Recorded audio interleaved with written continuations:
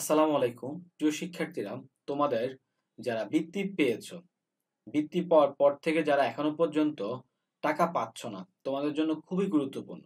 তো শিক্ষার্থীরা, তোমরা যারা এখনো আমার ইউটিউব চ্যানেলটা সাবস্ক্রাইব করো না, অবশ্যই সাবস্ক্রাইব করে সাথে থাকবা, কারণ শিক্ষা সংক্রান্ত যে সকল তথ্যগুলা চেষ্টা করবো সবার আগে আপলোড করার জন্য।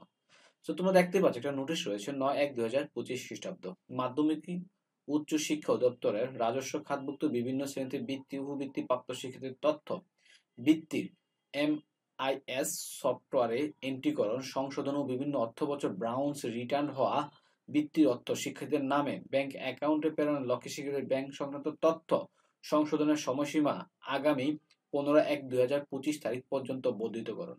তার মানে তোমাদের অনেকেরই কিন্তু টাকা ব্রাউন্স হয়েছে, মানে রিটার্ন এসেছে, মানে টাকা পাও নাই। তো সেক্ষেত্রে কিন্তু তোমাদের একটা সুযোগ দিয়েছে, তোমরা কিন্তু চাইলে এই জানুয়ারির 15 তারিখ পর্যন্ত কিন্তু তথ্যগুলো আপডেট করতে পারবা।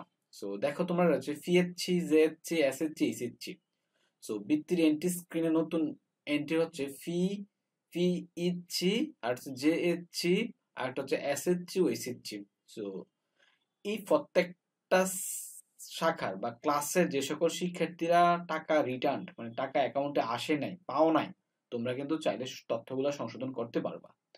সো আমি যদি তোমাদেরকে একটা তথ্য দেখাই যে আসলে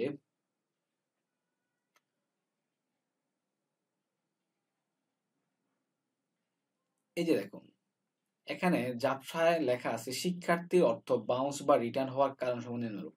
এমএসআই সফটওয়্যার এন্ট্রির শিক্ষার্থীর ব্যাংকের নাম ভুল এন্ট্রি করা হলে, অনেক সময় দেখা যাচ্ছে যে আমরা যখন বা যারা কাজ করে তারা কিন্তু অনেক সময় দেখা যাচ্ছে যে ব্যাংকের যেই নামটা বা বানানটা, স্পেলিংটা, এটা কিন্তু ভুল করে, অথবা শাখার নাম বা রাউটিং নাম্বার এগুলা ভুল করে, ঠিক আছে, ব্যাংক হিসাবদারির নামটা ভুল করে, পিতা মাতা বিভিন্ন তথ্য কিন্তু ভুল করে।